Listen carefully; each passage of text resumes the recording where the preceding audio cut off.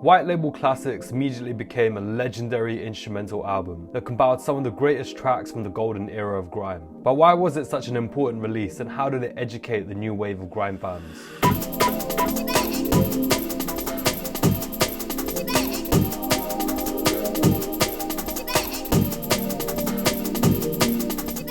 Now, whilst I was only 3 in 2001, I want to quote a colleague who set the scene of Britain in the early 2000s. With white-dominated male politics that attacked, alienated and vilified ethnic minorities, in particular the Black diaspora, people were unable to sell their homes, pushing people into tower block accommodations. With a recession looming, some people turned to crime to feed themselves and their family.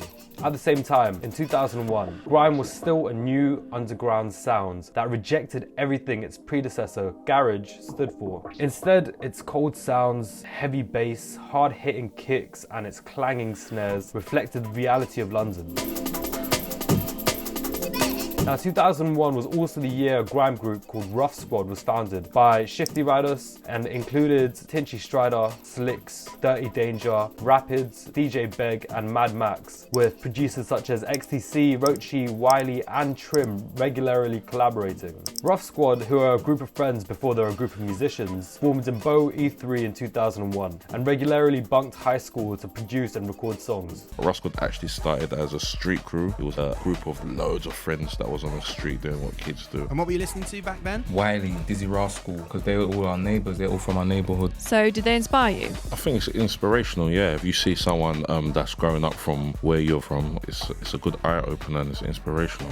Now, whilst the group didn't officially tour, they did shell down raves across London during the early 2000s. They released 2 mixtapes, Guns N' Roses Volume 1 in 2005 and Volume 2 in 2006, both of which received critical acclaim. After Tinchy Stryder achieved solo success as a pop artist, the crew slowly disbanded due to internal conflicts. People felt like they were to do separate things and I want to do the solo. It could still be in Ruff Sqwad, but when some things in the crew people ain't really relating to this one, ain't getting along as much, and we thought, we're friends before music, so we ain't gonna let the music kind of ruin any sort of friendship. So best thing, you know what, everyone's to support and everyone doing their solo stuff, and we're like, well, the crew's the crew, so we don't want to be like, oh, Ruff Sqwad, but he don't do it no more, and he don't, nah, didn't make sense. So, because of that, we thought if it's either we're all, or, you know what, we'll stay man them, make music together, but don't just ruin it and like Ruff Sqwad and nothing happening with it. Just, if you think of Ruff Sqwad, remember what we've done. Slicks stopped making music, whilst the rest of the group continued to produce and spit. I mean, go to any Grime Originals event and you'll hear Dirty Danger and Rochi shout down a Rapid track. But then after many years of silence, 2012 saw Rapid and Danger compiling a 22-track instrumental album featuring all of their classic rhythms for the first time. But this time, there are no MCs spitting over them or that vinyl hiss. The compilation was called White Label Classics, a reference to the dub and DIY culture of pressing your own vinyls and tagging the white label with your name. Now, before this album, most of these tracks were dubs, rare vinyls for those who don't know, or radio rips. The compilation, however, was the first digitized version, taken almost a year to create by Rapid and Dirty Danger. This release was the first time fans could hear the tracks without bars or shout-outs. The music became so raw, and it immediately became a classic to critical acclaim, with listeners saying they have all the charm and the hyped up immediacy of the classic punk singles of '76 and burst through the speakers in thuggish technicolor. Elsewhere, the melodies are surprisingly sentimental. To me, each track sounds like the product of juxtaposition. Cold synths and driving beats reflect the fast-paced and rough estate life, whilst the synths feel warm, like sunset breaking through the gaps between buildings. This is epitomized in my favorite track, Functions on the Low, produced by XTC.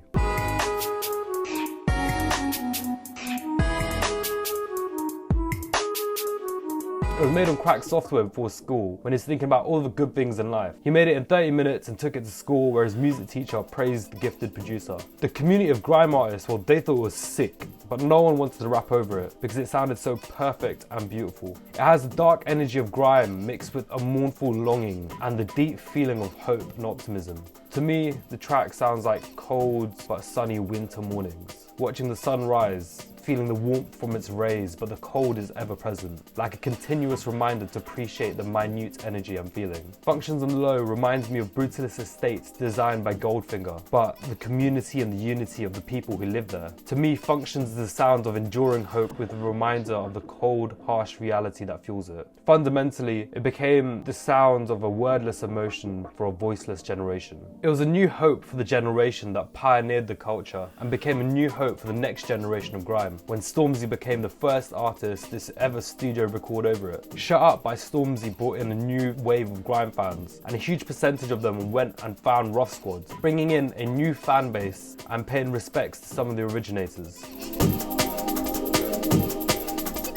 Whilst Ruff Sqwad disbanded, the individuals of the groups have continued to make music, and tracks such as Pied Piper, Functions on the Low and Together are still being spat to and blared out of speakers today. I mean, Chip used Together in his Coward diss aimed at Bugsy Malone, whilst Pied Piper got its moment when it was remixed by AJ Tracy and Dave for Thiago Silva, which when in 2019 went viral due to a fan rapping to it on stage at Glastonbury.